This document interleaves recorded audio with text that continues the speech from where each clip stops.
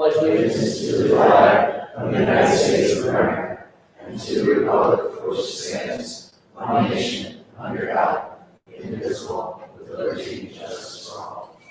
As the board members remain standing, please take a thought to consider our purpose this evening. Please remember the men and women of the American military, stationed at home or abroad, serving the cause of this great country. Thank you. Recording secretary, call the roll, please. Brian Carson. Here. Casey. Here. Justin Decker. Jack Fisher. Here. Ed Luckey. Jack O'Leary. Here. Matthew Pierce. Here. Chuck Light. Here. John McCluskey. Here. And Pam informed us that she will not be here. She is excused. I'm going to dispense with the reading of the mission statement until July, when we can read our new mission statement. That's odd interim period that we can move on to the other one. Let's see. Number 2 is the adoption of the agenda. Have a motion, please. So moved by Tom McCluskey, second. Second by Brian Carson. We'd be happy to know that I have my pen and paper this month, so I don't not lose my place. Got everything. Discussion of the agenda. I had sent out an email asking people if they were not going to be in support of 810, policy 810, with the revisions to say so now so we can take it off the agenda before it gets approved. I didn't hear anything back, I'm assuming Zach can stay on. Hearing no opposition and will. All in favor of adopting the agenda, say aye. Aye. Opposed? The agenda is adopted. I will make an announcement that before the executive session, I also announced before we went into the executive session, I'll announce it again at the March 19th regular meeting for discussed negotiations. And we have a need for another executive session before we get going here tonight, so I will ask for a motion to move into executive session for its 2 meeting. So moved by Brian Carson, second. Second by Sue Casey. All in favor? Aye. Opposed? And we'll return.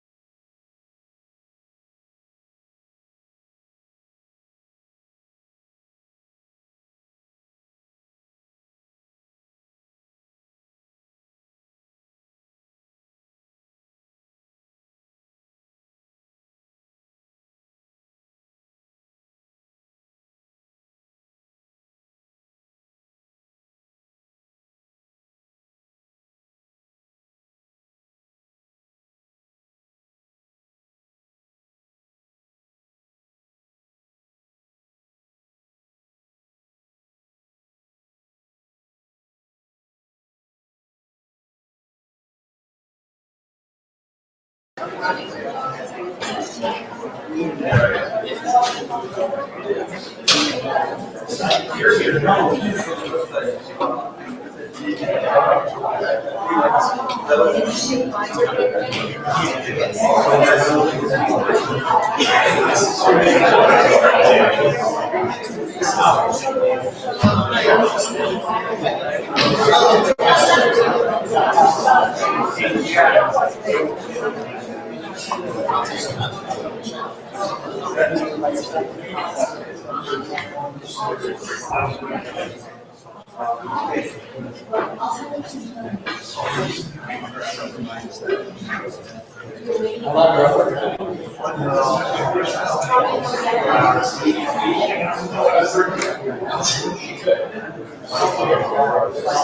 I'm good.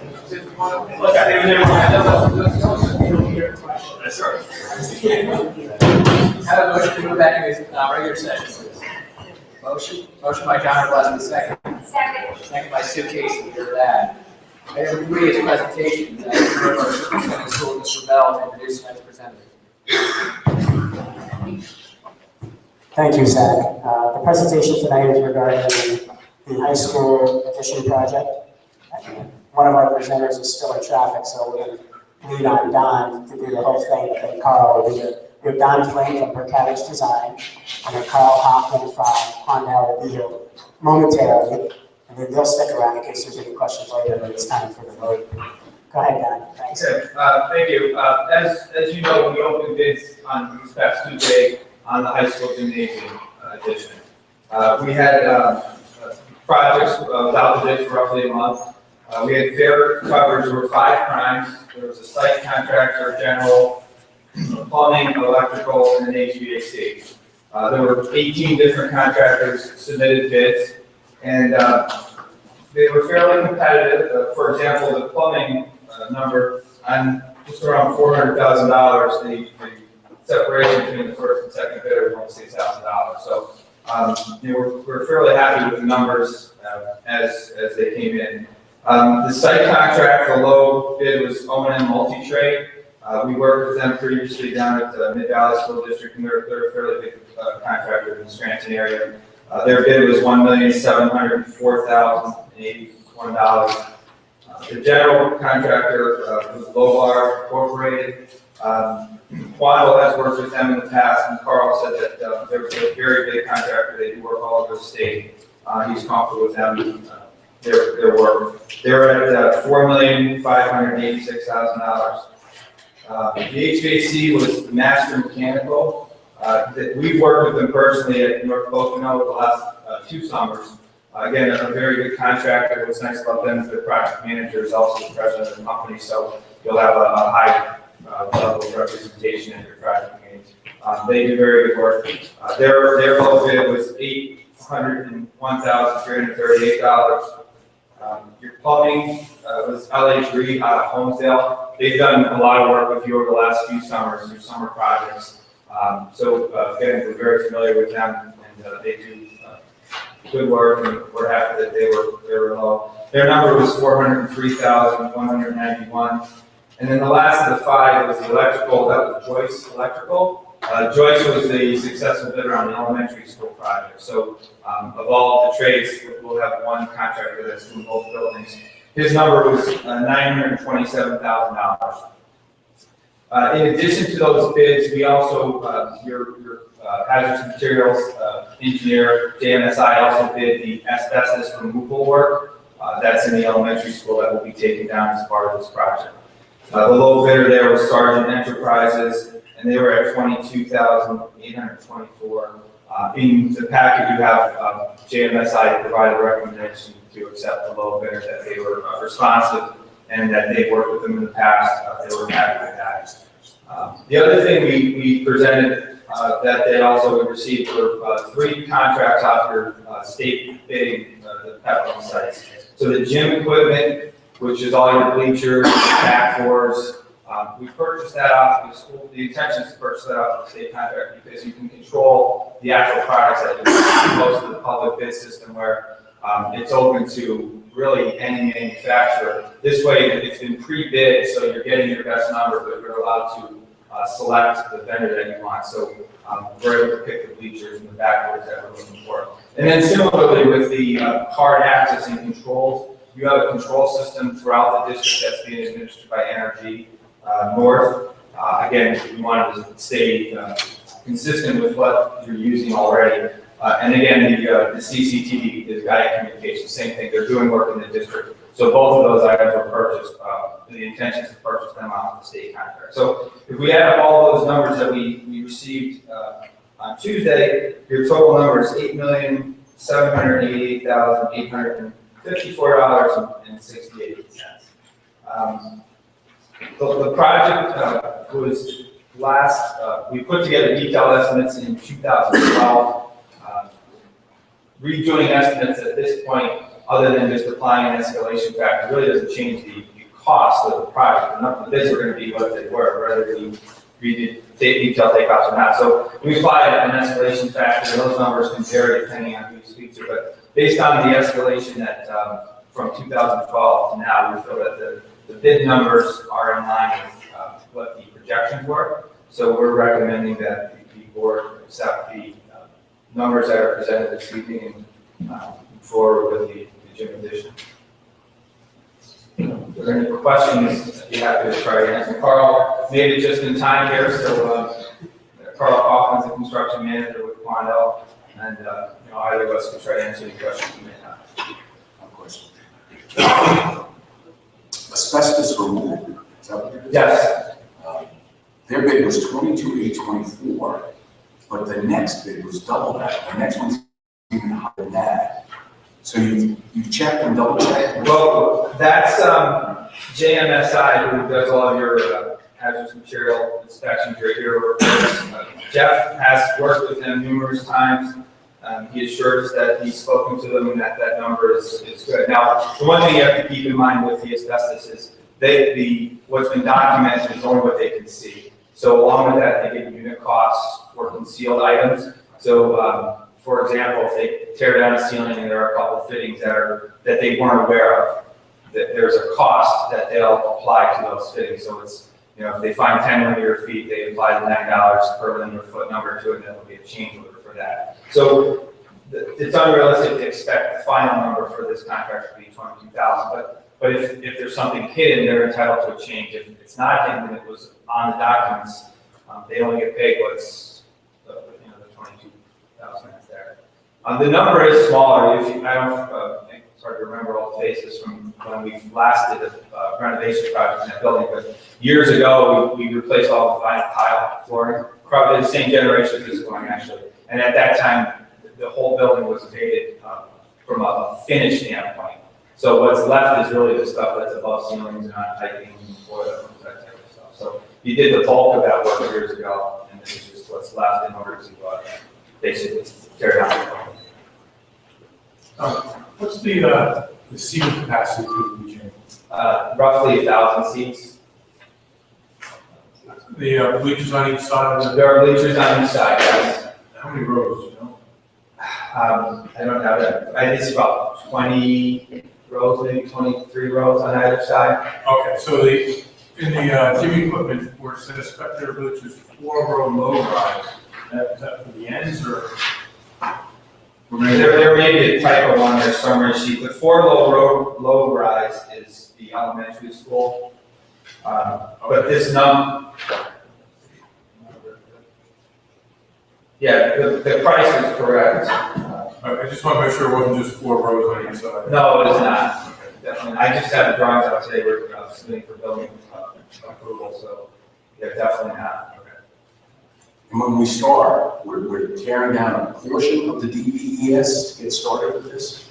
Correct. And is that demolition included in this bid? Yes, it is. The demolition for that piece and the total tear down of the building and then the restoration of the site is all in this bid.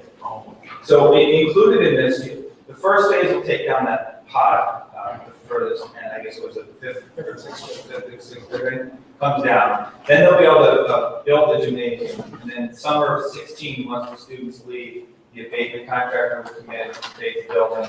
They would tear down what's left of the remaining portion of the building, fill the hole, and then there's parking and an athletic field that goes in area that's included in the site. That's why the number, if you look at the site, seems a little higher, but that's the demolition of that building and the restoration of the site. When is that pod scheduled to come down? The students leave on June 22nd, so the 23rd, they'll be there. They're just not gonna have kids there with you. There'll be no kids, the end of the building will be buttoned up and sealed and safe and secure. The exit out of that end of the building is we're building a temporary walk to get the students that would have to use that in an emergency to a safe point, and then that walk is being fenced in so that there won't be any construction equipment to possibly block that exit, so it'll be a safe and secure egress from the building. The other question I had, I talked to Marvin about this today. Out of all these bids, there just seems to be money left on the table here. A little high in certain places. With the electrical contract, I mean, you have CRO, which is a local contract, that's $200,000 over, which is, it's a big gap. For a local contractor to be 200,000 higher than a guy that's on the other side of Scranton. You know, and then the top bidder is $300,000 difference. And I asked him if he's worked with this electrician before, and he said he has. You work with him yourself? Yeah, actually, Joyce, they did the summer work for you last summer, the summer projects 14, so they did all the electrical connections on that. They were responsive, they were done on time. Their project manager, Todd, was good to work with. They're also the electrician at the elementary school. They do have a Presence here. present, you know, they got some of their general condition costs covered. But you know, it's like, what we use this for. It's just a lot of money to leave on the table. We might have- Yeah, it's You wouldn't like my bids, I'll tell you that much. I wouldn't leave that much money out there, so that's what I question. Well, that's the nature, they all, nobody knows what the other guy's number is until we open, so.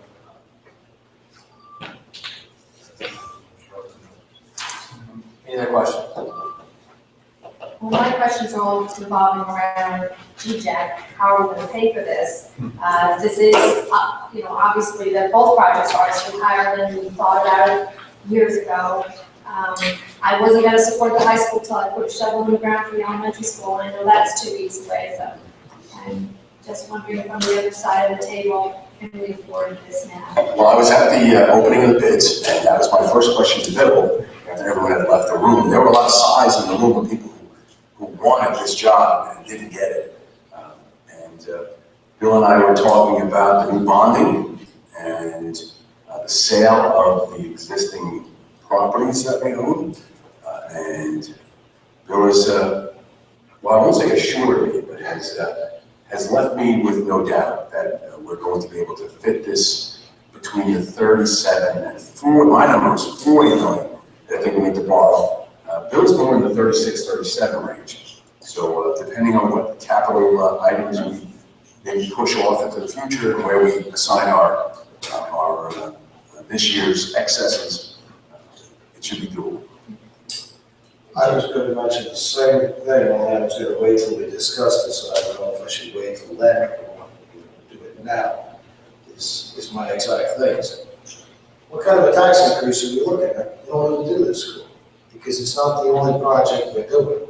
We're doing the elementary school, which is like 23 or down the 30. We're doing 10 million to Voltech, as we said. We're doing the pool, whatever that's going to cost us. That's on. That's in this. That's in this as well. Yeah, this is everything we're gonna go to high school. So it's 3 phases. You have the elementary school, the high school project, and then the next phase, the next thing we do is CT. Before you and I got here, they had already secured how they were gonna spend the first 30 on these projects. And then since you and I have come on board, we've now secured another 5 million towards CTE. And we've also been able to put some money every June into the capital reserve to help offset these escalation costs. And the bond interest was better on the first 10 million, so we're praying that a little bit of interest difference is a big deal on $10 million. So we're praying that the next 10 million is cheaper than expected. I'll tell you what I'm facing, and what I'm hearing back from people in each one of our municipalities, is that this is, we're all told and done, we're spending in the area of $42 to $45 million in upgrades. And nobody's saying that these upgrades are not needed. What is being set back, I mean, this is the part that I have to address, is just like everybody on this board, we're all elected officials. Pike County, from what the commissioners have told me, is the fastest declining populated county in Pennsylvania. The job markets are not getting better. I mean, I just heard today that Kmart and Stroudsburg is closing, and that's going to put on a lot of jobs. Now, when you hear things like that, it puts a negative on the future of our economy. We're doing this in a very bad economy. I'm a builder, I like to build things, but I need to have an answer to build things, and I really don't have the answer on how we're going to do CTE, Rotec, how we're going to do an elementary school, how we're going to do a pool, and how we're going to do a gymnasium at the same time, when we are the largest, the fastest shrinking county in Pennsylvania. I don't have an answer for it, so unfortunately, you know, even though I am a builder and I do believe in building, I can't go along with this. And it's not because the bids are bad, I understand that the bids are competitive. It's just I can't say that I believe the taxpayers have another $9 million. So, But just in case people aren't following all this, because you don't live this every day like we do, the money was set aside for the elementary school and this high school gym project that's here, the gym we were doing. That money was set aside several years ago, and we have that money, we've got that covered. That doesn't affect taxes whatsoever. So that's just slightly, a little over $30 million, and that's all covered. What we haven't done yet is figured out what the total price is for CTE. We've already budgeted to cover $5 million of the CTE project. What we gotta do is, once we finalize this, shovels are in the ground, I've asked Don to come back to us in a month or so with the CTE drawings again, and try to refine them so that we can get a better price. You know, because they were estimated ballparks when we did that big presentation, get better numbers on those, so he can come back to us and say, okay, if you want to do this, it's 10 million, if you want to do this, it's 8 million. We already kind of threw out the 6 million, we didn't like that project. And then we'll talk about how do you fund, if we've already got 5 million for that, and if we might have a little more than that based on low interest rates on this stuff. So basically, I guess the question, tell people the elementary school and the high school projects, we've already figured out how to pay for them. Their taxes aren't going anywhere on those. And we already raised their taxes a little bit, about 1%, to cover the first half of CTE. So we just got to figure out the second half of CTE. But the CTE is so much easier to explain to the average taxpayer because it's a facility where there'll be education. Students will be educated, they'll be given a trade. They'll be given something that they can leave us with and go right to the job. But also you can tell them too, how many times, I mean, I'm sick of hearing about how obese our kids are. You know, and I think our physical education teachers would be a little upset if they felt, if they were treated like it wasn't educated. The one thing I said to Bill earlier today, I said, in districts where I work, sometimes it's been hard to build an elementary school because sometimes people in the community get selfish. An elementary school only benefits a portion of the community. You know, for example, this elementary school only benefits the kids in the Delaware Valley. But what we've said all along is, look at this beautiful Chipola school, look at the beautiful primary school. It's about giving ED their fair school, just like the other two. The easiest sale is when you do things to the high school, because every single kid in the district, no matter where they live, eventually comes to the high school. And all 1,600 kids in high school would use this gym. Remember that one time we were taking a walk, looking at those underrated locker rooms, and I walked you into the high school gym, and you said, this is the high school gym, because it was so small. That was a gym built back when we used to have about 115 kids per grade in high school. Now we have over 400 kids per grade in high school. So we're in desperate need. We have, for those who don't know, we have basketball teams that practice in cafeterias and roll running in the hallways. We have the cheerleaders and wrestlers have to share a gym for practices. The facilities are so inept for all the teams and athletic events that we have. We just can't handle it. It's unbelievable. So that's why these projects were planned a long time ago. I wish they would have been built in 2012, because then you wouldn't have had that 2% per year roughly in escalation. But It is what it is, and Jack will tell you this too. The best time to build is when the economy is not booming, because when the economy is booming, these prices will be so much higher. Money is cheap. Yeah, Money is cheap. and as long as interest rates stay low, that's another huge thing. You know, not only is there competition for bids, but interest rates low, you're borrowing tens of millions of dollars, that's a huge thing. The last part of my consideration here is the 100 million for pieces that we've heard about. And most of the general public realize within 3 years, we're not talking about 100 million, we're talking about 150 million. And we I have. really appreciate it, the board could use the microphone. I'm picking up on that. All right, Dave, you hear me? Okay. You're the only one that doesn't say I have a big mouth. The last part of my consideration is the P's used the $100 million that we know that we have no guarantee. There is no written guarantee that we'll get any of that repaid. It's a variable. It changes, and we all basically know within 3 years that's projected to be $150 million. So right now, when I looked at $9 million for a gymnasium, I know exactly what's happening here because the gymnasium where I went to high school with was about the same size as this. And what we had to do was run the stairs, practice in the cafeterias, practice in the outside when it was available, when it was a sunny, nice day. And it was. There's no doubt that we need a new gymnasium. I'm not questioning that whatsoever because I lived through a small gymnasium like this. What I'm questioning is, can we afford it? And I don't personally feel, so I am going to be opposed to this. Not because I'm opposed to the gymnasium. I just don't think right now, with it dwindling, when our tax base is dwindling and more people are leaving the county, that increases the individual burden on each one of us that's left within the county. The tax burden is increased on each individual. So I just can't at this time go for this. All right. Well, I want to get back to your first question on how much we're going to raise taxes. We are limited to what the board recommended back in December, which is 2.5%. So if the community wants to know what the tax increase is going to be, it's going to be between 0 and 2.5%, no more than 2.5%. Getting back to whether we can afford it, I know for sure we can afford these two projects. It's that third project which I'm concerned about, and whether we can afford a $10 million amount or not. I think we need to borrow a little bit more to do that. Bill and I go back and forth about that.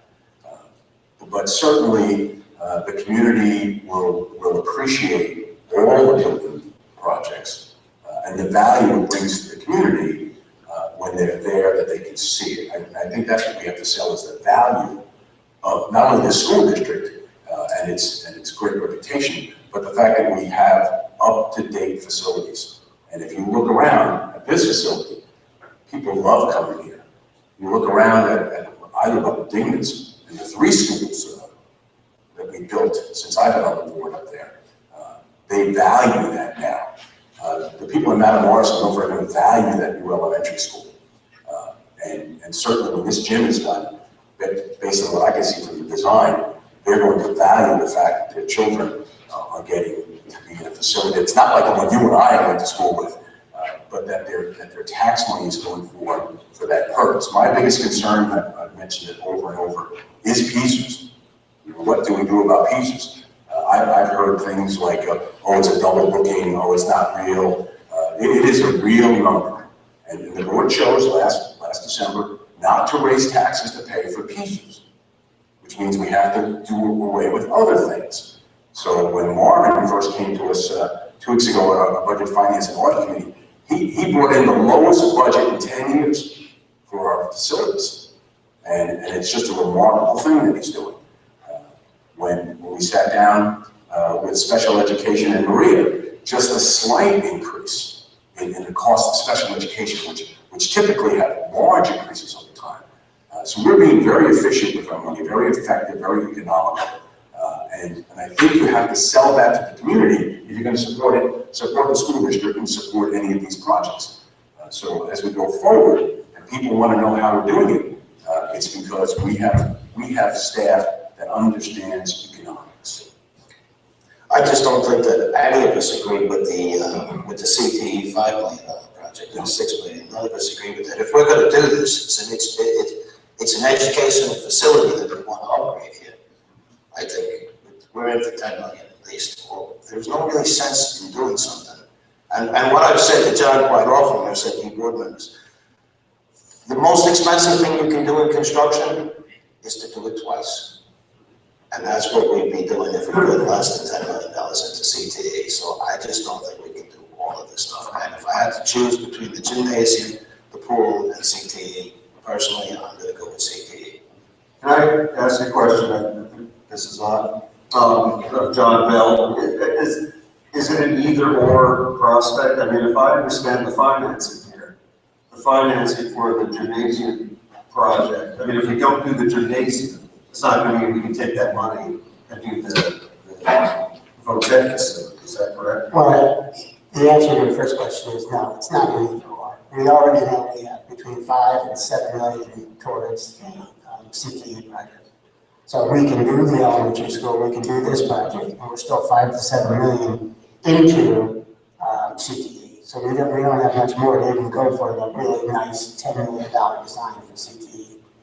And so, Right. So for the sake of the public, I just want to make it clear that we're not drawing an either or distinction, that we have to choose between CTE facility or the gymnasium renovations, because these are just funded in separate ways. Right. Well, we're locked in, well, we can spend the taxes this year, 2.5. But this debt is gonna be spread out over years. That doesn't necessarily mean we're locked in at 2.5 next year. No, but once we get all our bonding in place, we have that debt service built into the budget. So there'll be no increase down the road in that, it's already there. So for the next 20 years, we're 15 or 20 years? 15 max. 15 max. First one we did was actually 14. First one was 14. It may be beneficial to us to go out 20 years if we're finding ourselves pinched too much. But this district has always had a policy of paying down the debt as quickly as possible at the lowest interest rate possible. So once we get our bonding in place, that number will stay that way for the next 15 years. So that won't affect the budget going forward. All that would be very easy for me to swallow, and very easy for me to accept, if it not been the business issue, which you and myself have agreed on since day one. and that's the joke in the deck that nobody really knows. We have no idea how that's going to affect us financially.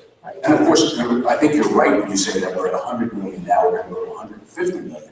And the reason we're going to go to 150 million is because every year we are not required by the state to fund the liability and the costs that we incur. We're only paying a portion of that. So that if our salaries are 35 million and the cost to fund it fully every year is 50% of that, and they only require us to pay 25% of that. The other 25% depends on the liability we have to pay. But that's an issue, that's a state issue. There's nothing we can do about that. Would I like for us to put the whole funding in the budget every year? Bill and I have talked about this. We've done it for OPEB. We have more 100% funded for OPEB now. Well, we meet the annual obligation. Yeah, well, we have a reserve, correct, of $3.5 or $4 million, which is just about what that OPEB number is anyway.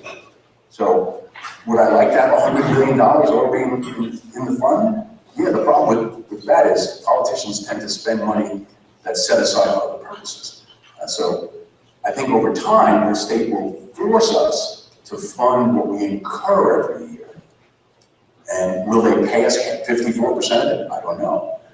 My biggest concern was I read this week that people in Harrisburg, Republicans, are talking about reducing the property tax, which we levy, and replacing it with a much higher income tax, which we don't levy, or forcing us to go to a earned income tax if we want that additional money. Now, that's a discussion we had 10 years ago, sir, the earned income tax. And I think it was turned down 9-1. 2007 is when it was on that referendum on it now. And it was 9-1, 8-2 questions. 9-1. People did not want an earned income tax in this school district. because that would have lowered our property taxes, but would have shifted the burden to other people. So when I read that Westport Township is now going to have their income tax, my first thought was, we have a lot of people in this district that work in Westport Township. And they're going to be hit with that rather unfairly. I think as we go forward, we have to watch what they're doing in Harrisburg, because if they reduce our ability to levy the real estate tax, which they've already done, by the way. When I first got on this board in '95, there was no limits to how much you could raise it every year, which was scary to a lot of folks. And now we have these limits that are put in place. So as we go forward, if the earned income tax and the state income tax replace the real estate tax, we're going to have very little ability to do any of these projects. So I think we need to get them on the board. I think we need to get them to PlanCon, especially CTE. Soon, you've read about the PlanCon moratorium that's coming. We need to get this schedule moving a little quicker than we thought. And then Bill and I need to sit down and put our heads together on how much money we're going to borrow and how much that fits into our debt service transfers to capital number, which we have that number. And it would be nice if we could fit the whole thing into the 3.5 million. What's our transfers to capital this year? Our budget this year is $3,032,000. Which is debt and transfers. Which is debt and transfer. So if we could fit the whole 40 million into that annual payment, we're gold when it comes to building. We are not gold when it comes to pieces. And no district in this state is gold when it comes to pieces. And that's the problem the whole state has, is that for the last 20 years, we've been paying into pieces less than what we should be paying into pieces. I spoke to Bob Melvin from Westport Township this afternoon, and their EIT seems a little bit different, the logic behind it than what was being proposed in Mount Morris a few months back when I was arguing with my old friends, we'll put it that way. Their logic is to impose an EIT so that they can lower the millage, which would give relief to those people who are on limited income, because the EIT will not affect people that are on fixed income, retirees. So they're hoping to put in the EIT, and by collecting that money from EIT, they can lower millage and actually give tax relief to those. That's the theory Bob Melvin says. That's Bob's, that's not Les Buchanan's. That's He not. right out and said, no, we're not. We need more money because of all the lawsuits. But they would be, Milford, Westport Township, which is part of our district, would be trying to lower that. I'm afraid what we would be doing would have the reverse effect. We'd be, any savings that the people on the fixed income within Westport Township would benefit if, and that's a really big if, I'm against the C-19 tax. Well, any benefit that the retired people would see, we may take away. So it might be for naught, you know. That's what I'm just trying to keep everybody. Where their logic breaks down with me, we went to the meeting last month, John and I went to the meeting and argued against it. The reason that tax got shot down in 2007, 90% in Westfall Township also, was because people realized that the number of non-resident property owners, 60% of the commercial properties in Westfall Township, and 45%, I think the number was, of the residential properties in Westfall Township are owned by non-residents. So to give people a reduction of real estate taxes, you're giving the break to the, arguably the commercial properties have more assessed value. So let's say it's upward of 50% to 60%. You're giving them a tax break if you lower the property tax. That's why it got shut down 9-1, and they didn't want to listen to it. I agree with you, and even what makes less sense in Westport is that the big box stores are exempt. Unbelievable. So they're exempt, it's unbelievable. Now, is that the employees or the profit that they make? All I was trying to make the point of this is, with our decisions, we have to take into account the other decisions. It's not the employees. The employees of the box, big box are not exempt from the EIT. It's the company that's exempt. So they don't pay. Aren't they putting the onus of the tax on the poor workers and the corporate owners in Arkansas get the tax break. That's right. That's right. Right, the Waltons get the tax break, and the lady making $9 pays more. But it's the employees that live here, they're the same employees, we're all taking money out of the same pocket, which is what it comes down to, so I'm just trying to make consideration for all factors. Some of us factors like Westbrook, we have no control over that. So, thank you. Well, as we move forward, and we move our people to Matamoros, we might have, how many people working with UPS? 50 people that will automatically not have to pay that Westbrook Township tax anymore. But, you know, you laugh, but we need space on that campus. And we can take the entire administration and move them here if we want. There's room here for everyone. I would suggest we do. And would suggest we do. move them here, and it would save them 1% a year over the next 10 years. They've saved 10%. I think they'll be very happy and to work in this facility. We've got space here.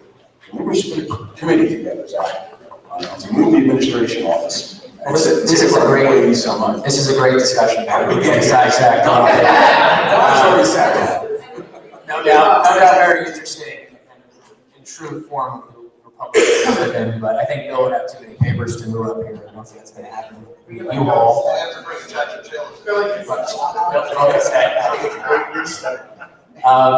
Just a couple of points. I was making notes as the discussion was going on.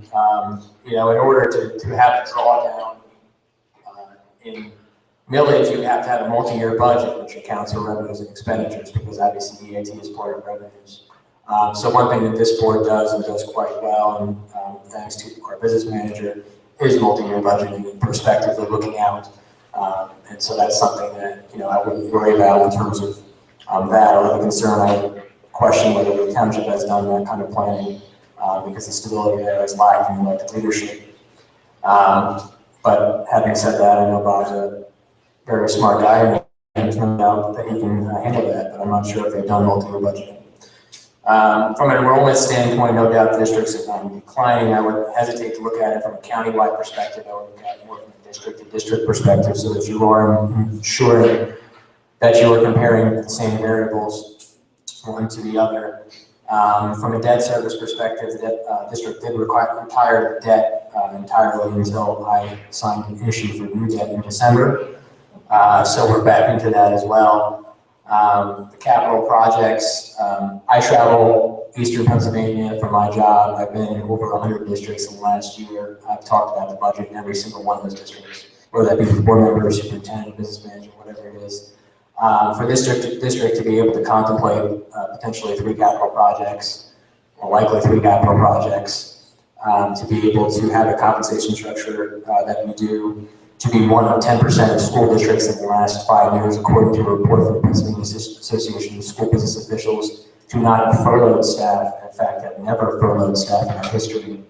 To be able to contemplate all those things, to have revenues that are only relying on property taxes and no other diversification, revenues such as an EIT, which is common in 85% of municipalities statewide. That's a true testament to prospective multi-year budgeting. That is a true testament to stability, to Bill Hessling, to his staff, to the administration's past and present, and to the board past and present. So I just want to make those points before we move on. Thank you. All right, the approval of the minutes is the next item on the agenda. I have a motion to approve the minutes from the regular board meeting on March 19, 2015. Motion, please. So, moved by Jack Fisher, second. Second by Jack O'Leary. Discussion. Okay, all in favor say aye. Aye. Opposed? Second abstain. With the noted abstention, the motion passes. Item 5 is reports. The administrative reports and attendance reports, item 5A. 5B is the financial reports. Comments or questions on 5A and B? I saw in the reports there was a donation made by Tractor Supply. There was a time where we had to approve, I remember Fred Crew wanted to donate a flute and we had to put that on the board packet. Do you remember this? To accept that. Was that just for fun? Do we have to do that? I mean, that's a significant donation and it's adds to your assets. We don't have to approve. My understanding is it needs to be reported to the board. It's done via the the avenue of Okay. the principals. I have to miss some financial reports.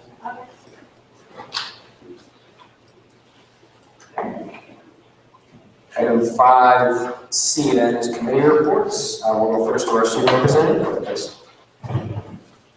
Hello. In classes, we're continuing to prep for the AP exams, which come up. I know my first one is May 4th, I believe. The baseball team won a close game the other day. I believe it was their first win of the season. The girls' lacrosse team lost a close game in overtime. And the big thing coming up is the Strongman Club's play, and it is anything goes. And the times for that will be 7 p.m. on Friday and Saturday, and then 2 p.m. on Sunday. The Drama Club's put a lot of work into this, and we expect it to, well, not the Drama Club, but I expect it to be, from what I've heard from them, to be a very good play. So if anyone has any free time, I'd suggest maybe checking it out. So that's all. Questions? All right. Committees, budget, finance, audit, Jack Fisher. We've had 2 meetings, as I've already mentioned. I've already mentioned special ed with Maria went very well. I think based on the conversation we were just having, the next meeting, which is 2 weeks or maybe 2 weeks from last Tuesday, the 28th this month at 8 a.m., is going to be debt service, transfers to capital, PSERS, OPEB.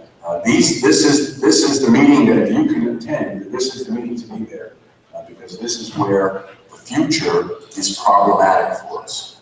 It's not problematic with construction. It's deferred compensation, things that have been promised to people for the last 20 years that now have to start getting paid. It's probably a problem at every state in the union, and probably a problem at the federal level, even magnified by 10 there, because promises have been made and now they have to get paid.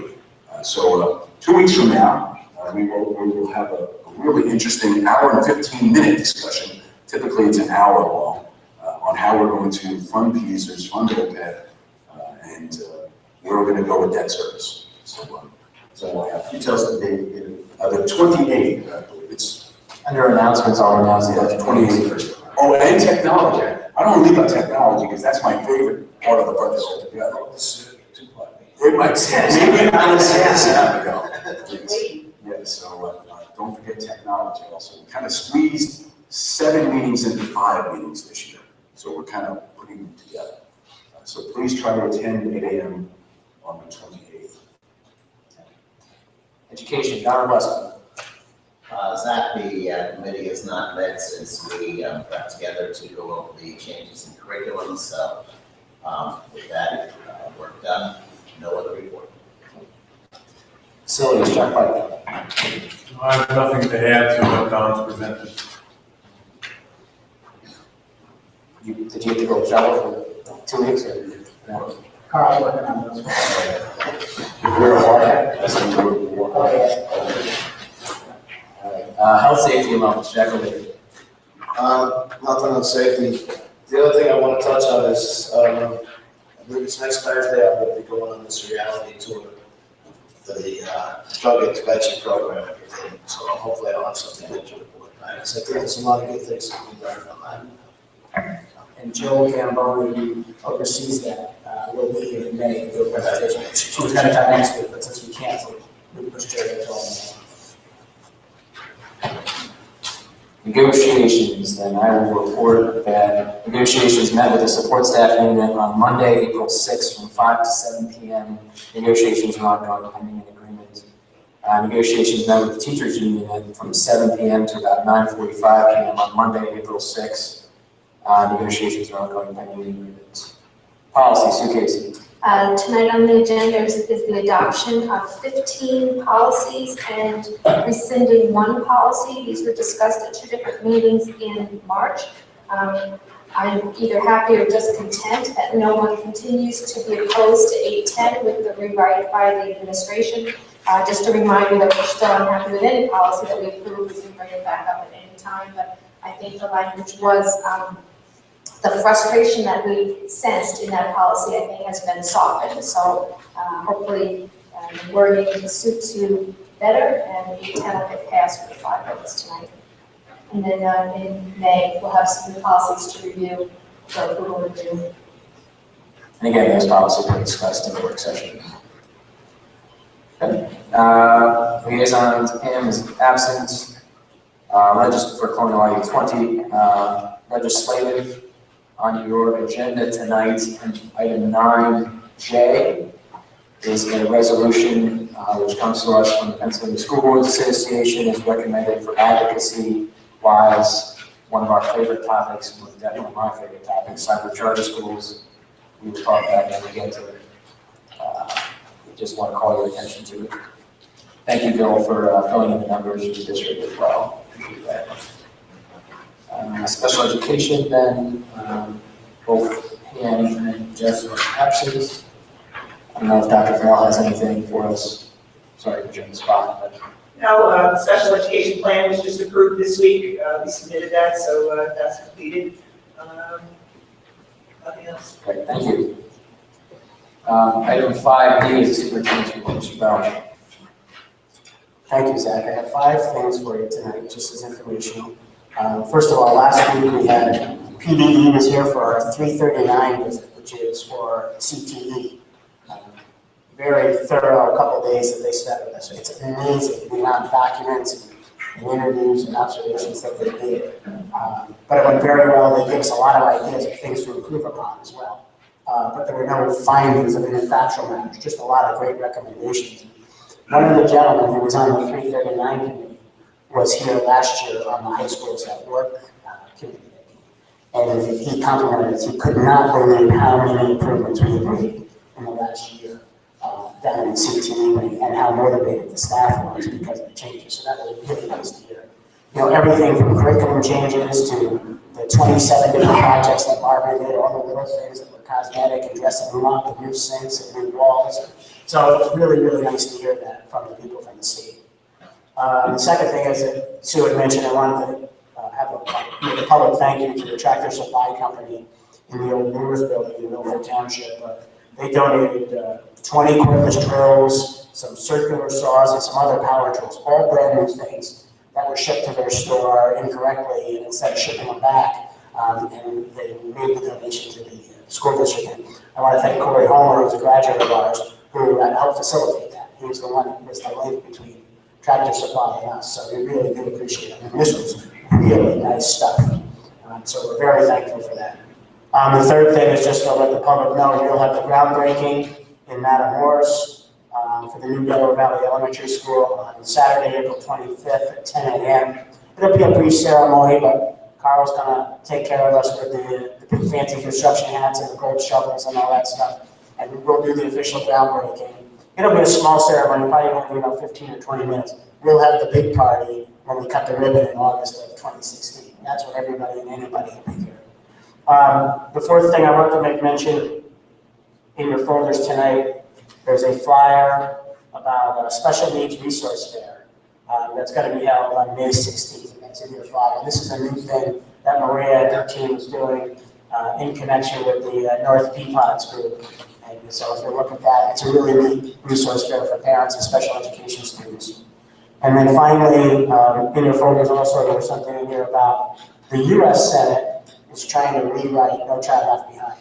In fact, they don't even want to call it No Child Left Behind. They're calling it ESEA, Elementary and Secondary Education Act. And there's some significant changes. If that were to get through the House as well, and this was really a compromise bill in the Senate. We haven't seen a compromise bill in years in Washington. So if this bill can get through, there'll be a lot of positive changes to the Elementary Secondary Act, including no more federal accountability for testing.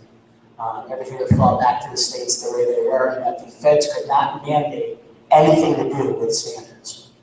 Take strict authority and send it back to the states and the local school boards. So it's a bipartisan bill, so it's very interesting. Everything, if we're here long enough, we see the pendulum swing both ways. So that's the 5 things, so thank you. John, I'd just like to say a personal thing about that educational fair. I'd like to thank Maria for doing. Sorry. As far as the educational fair, I would just like to thank Maria for facilitating that because, you know, that's a personal thing to me. I was a liaison to the parents of special needs children. And at that time, I agreed that Maria needed to be on her own with that without intervention, and I agreed, and I'm seeing the fruits of it. So I would thank you very much, Maria, for your hard work in that area. Thank you. That actually came out of our parent advisory group, some great suggestions, and one of the members of that parent advisory group is spearheading this, so she's doing a fantastic job with the organization. I go on, I keep it up on things, I'm just keeping my mouth shut. Like I'm supposed to. All right, item 6A is treasurer's report. Motion, please. So moved. Moved by Sue Casey, second. Second by Chuck Pike, discussion. Hearing none, we'll move to a vote. All in favor, say aye. Aye. Opposed? The ayes have it, the motion is adopted. Item 7 is the bills for payment. Can I have a motion to approve the bills for payment? Item 7A, general fund. Item 7B, cafeteria fund. Item 7C, capital reserve fund. And the internal service fund. 7B, motion please. So moved. Moved by Sue Casey, second. Second by Jack Fisher. Discussion. Hearing none, we'll move to a vote. All in favor, say aye. Aye. Opposed? The ayes have it, the motions are adopted. Item 8 is personnel items. I have a motion to approve item 7A, resignations. Item A, I'll take that with regret. Item 7B, appointments. 8B, 8 to D. Motion please. So moved. Moved by Jack O'Leary, second. Second. Second by John Robles. Discussion. I just wanted to mention that in here you'll see the appointment of our new cafeteria supervisor. Laverne Scully was with us, Laverne Owner, excuse me, was with us for many, many years, and she'll be retiring in June. And Justin Roselli will be the new supervisor. And we're really looking forward to having him on board. You'll see he's appointed that he'll be doing some training with Laverne, and then he will be becoming a full-time supervisor in August. And he has backgrounds both hospital and resort food. His main service has been in Coast Guard mess halls. So he's used to preparing food for lots of people. So we're really anxious to have him on board, but we're going to miss Laverne, there's no doubt about it.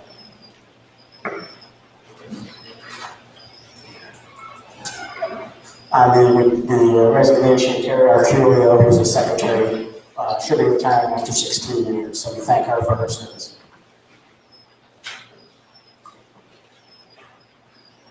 All right, no more discussions. I need to vote. All in favor, say aye.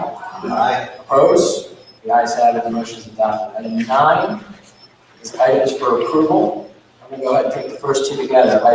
Have a motion to approve item 9A, approval of additional volunteers. Item 9B, the approval for the request of the waiver of rental fees for Pike Autism Support Services to use the high school cafeteria and the auditorium on April 24th at a loss of rental fees of approximately $215.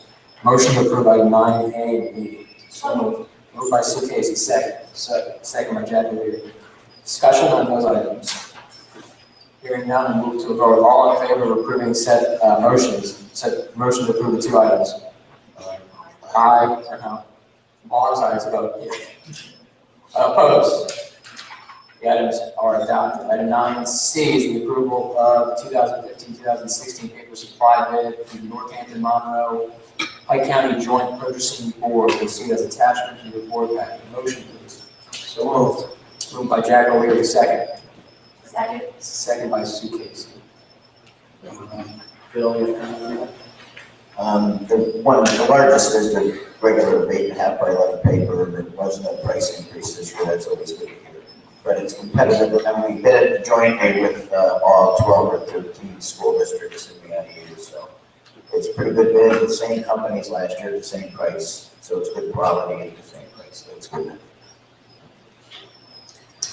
Move to a vote. All in favor, say aye. Aye. Opposed?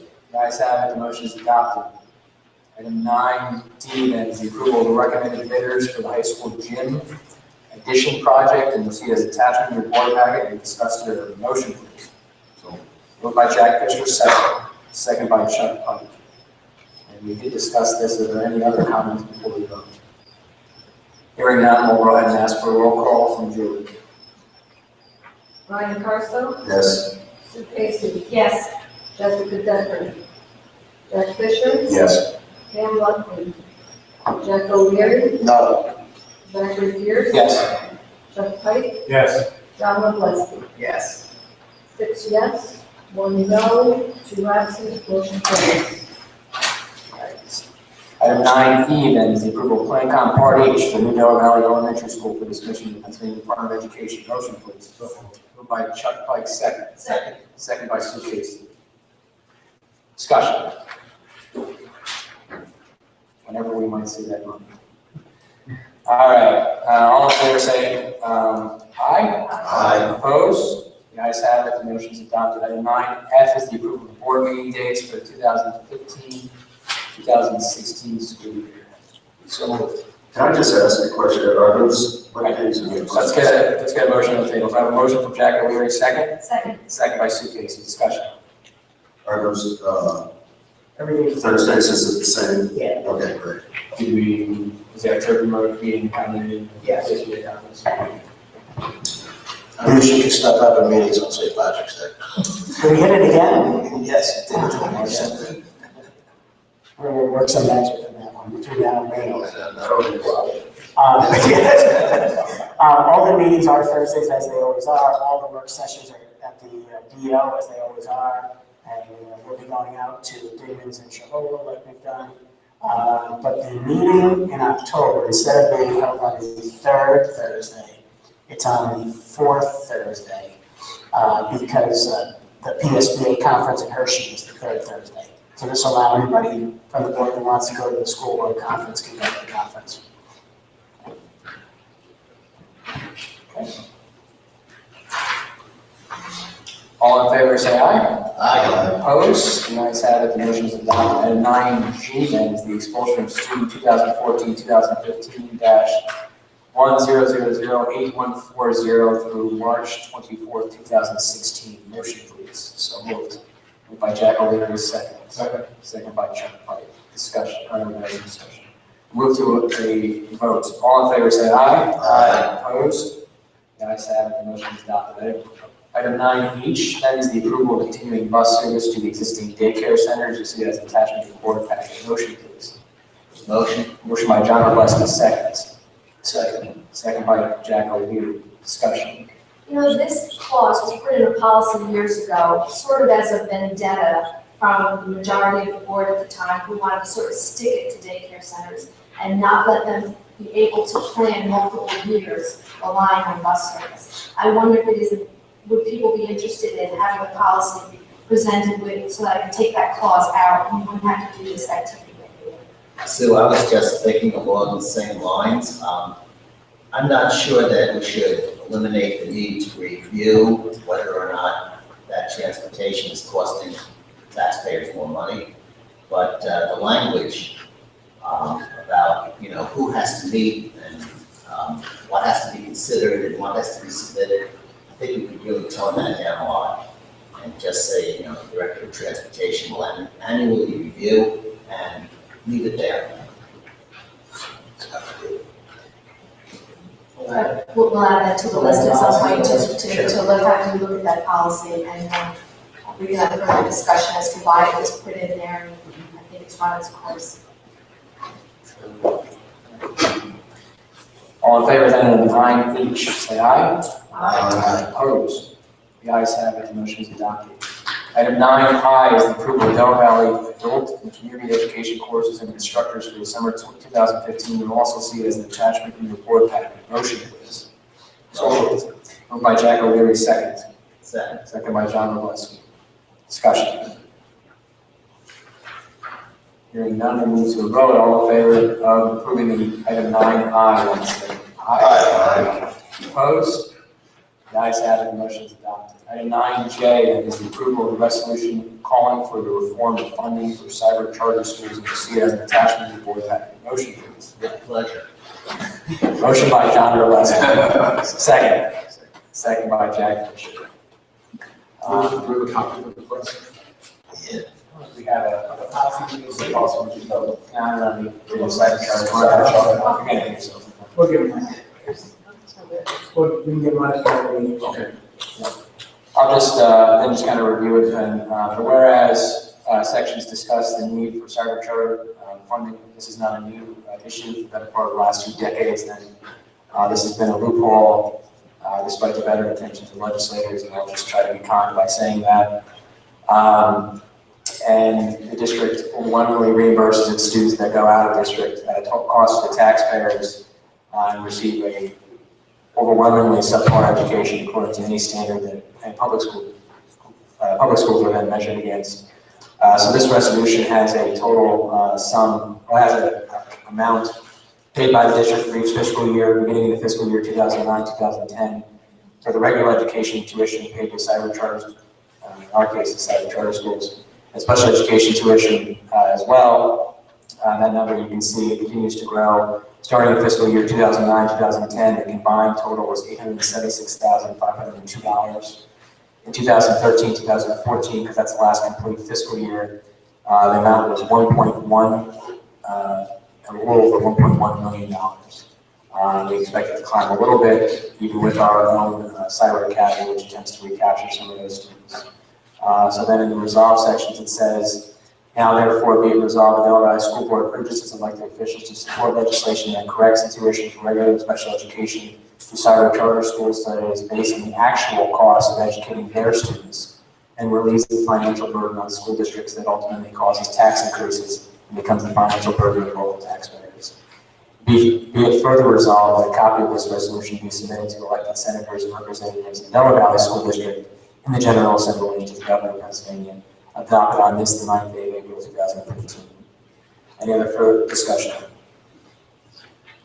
Hearing none, move to a vote. All in favor of approving item 9J? Aye. Aye. Opposed? The ayes have it. The motion is adopted unanimously. Item 9K is the adoption of board policies 1 through 15. You'll see them all as attachments that were discussed previously. Motion, please. So moved. Moved by Brian Carson, second. Second by Chuck Park. Discussion. If you scroll down to letter N, there is a slight change in our mission statement, and that is reflected in your policy that you're going to vote tonight. There's one word that was added. The word promoting was added to our new mission statement. So before you vote it out, I want you to be aware of that major change.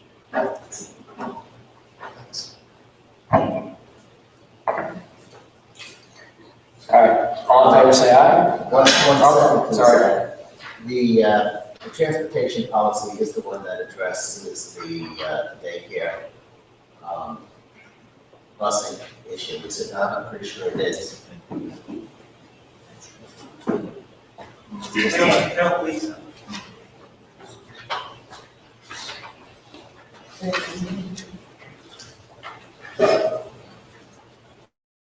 $810.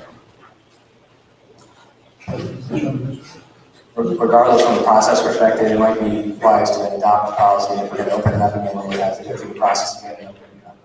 We can certainly go that way. I just, wondered if the board wanted to wait. I don't know if there's urgency. Yes, it's page 4, at the top of page 4. So if you want to look at that policy, that's where you find it.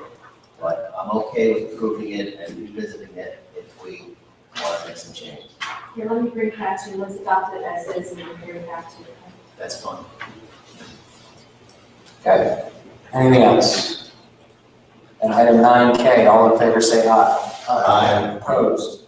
The ayes have it. Motion is adopted. Item 9L is the rescinding of a board policy 919 district and school report cards. Motion, please. So moved. Moved by Brian Carson, second. Second by Chuck Pike. Discussion. Maybe for people who haven't heard our discussion of this before, I'll just explain that it is not eliminating student report cards. It is the district report card that's been replaced by School Performance Profile, SPP. So we're just being measured a different way, reported a different way. So don't think we're taking kids' report cards away. All in favor then say aye. Aye. Opposed? The ayes have it. The motion is adopted. Item 9M is the approved additional career and technical occupational advisory committee members for early childhood education. Motion, please. So moved. Moved by Jack O'Leary, second. Second. Second by Sue Casey. Discussion. I think John Passero would be a very, very excellent asset to us. I can't speak highly enough about that. All in favor, say aye. Aye. Opposed? The ayes have it, the motion is adopted. Item 9 is the approval of the revised district mission statement effective July 1, 2015. Motion, please. Motion. Motion by John Robleski, second. Second.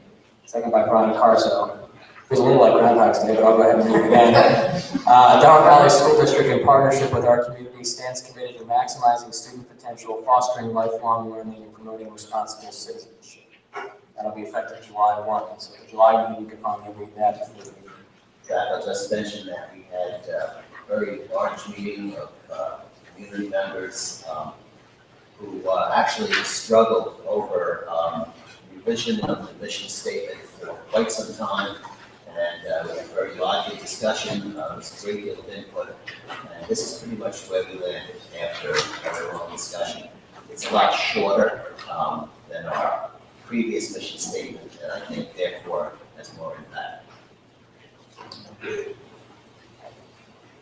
All right, hopefully that's the last time you come before us on top shape. For the record, we adopted last month, we were missing the words, that's why this is, not familiar. And just so you know what it was, is the original one we adopted, the word "and" in there twice. They just didn't like the way it flowed. So it talked about maximizing student potential and fostering lifelong learning and what's the last part? Responsible citizenship. So we took the second "and" out and put a different verb in, so that we have 3 verbs to go with the 3 sections. English teacher words, Mr. Ross. All right, all in favor say aye. Aye. Opposed? The ayes have it, the motion is adopted. Item 10 then is other business. I'll go first to members of the board. Members of the public.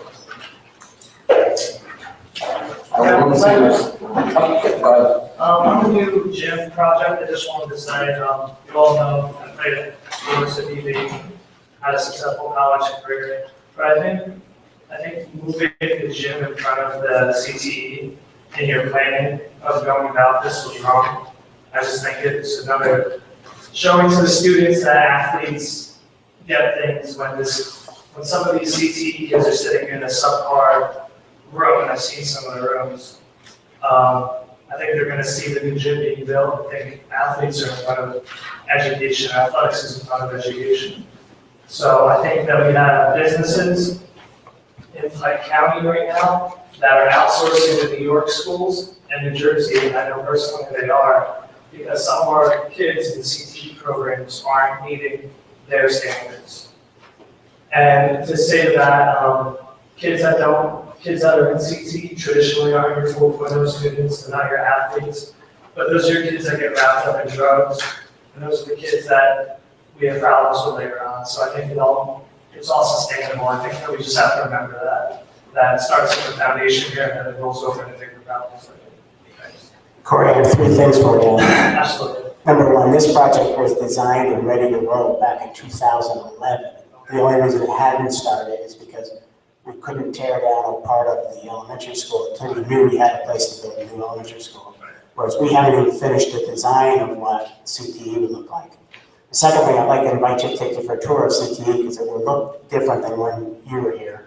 And the third thing is our NOPD scores, which is national exams for CTE, are higher than they've ever been in the history of Delaware Valley. So the improvements in the last 3 years, I'd like to take you for a walk and show you. It's really good improvement. But I understand your point. If they were even, Stephen, and we were drafting them both today, I'm sure the board would have a different feeling. But because this is 4 years sitting on the shelf. I think that comes from the enrollment bubble that you felt, that everybody in the Northeast felt. This plan was put into the process in 2011.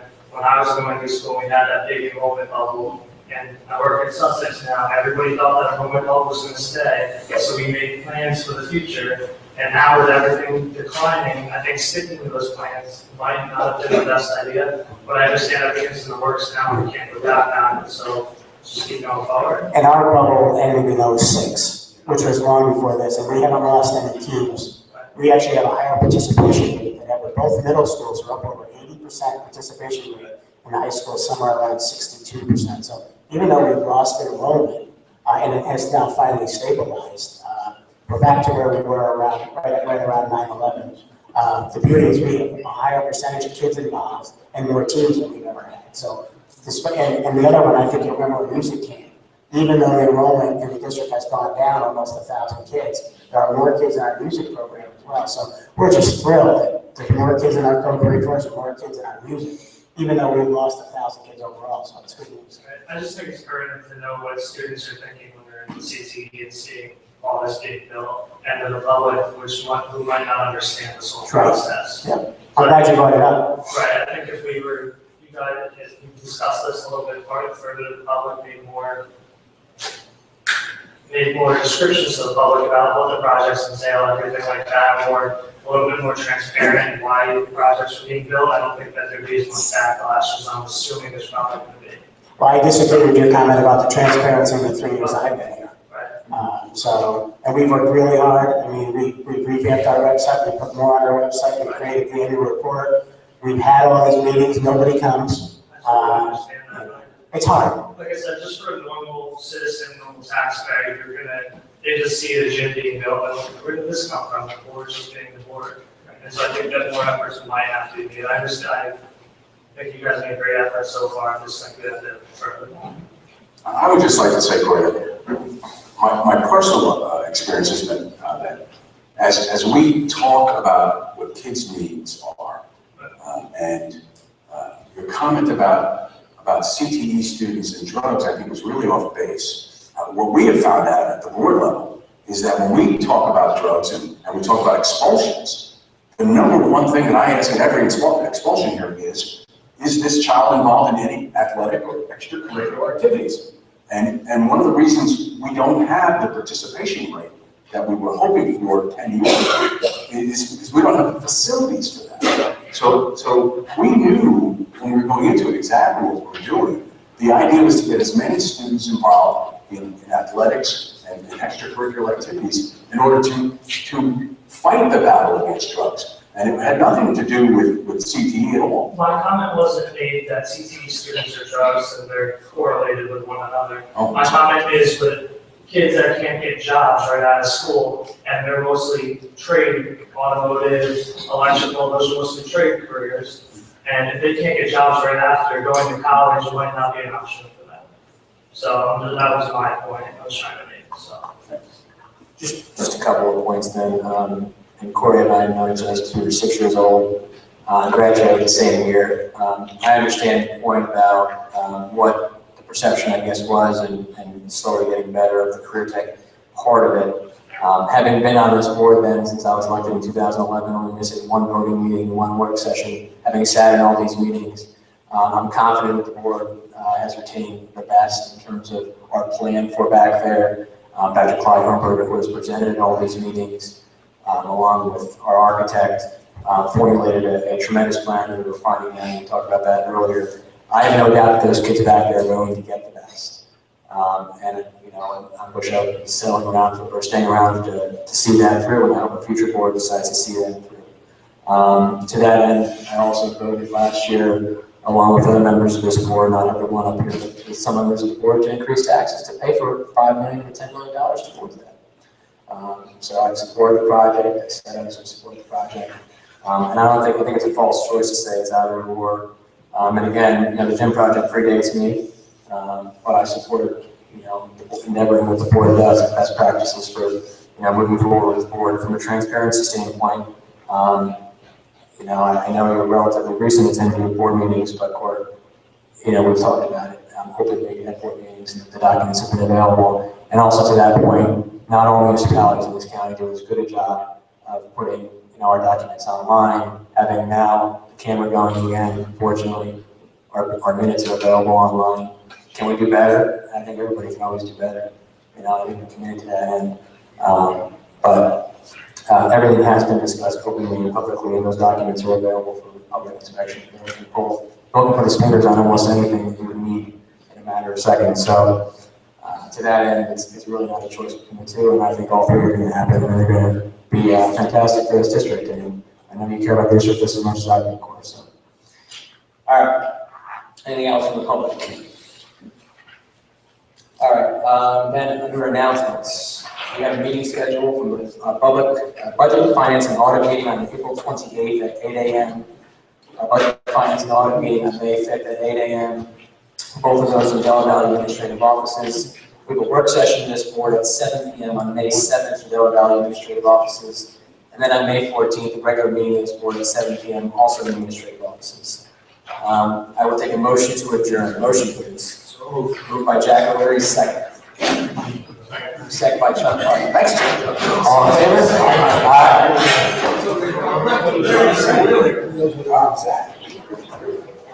Aye.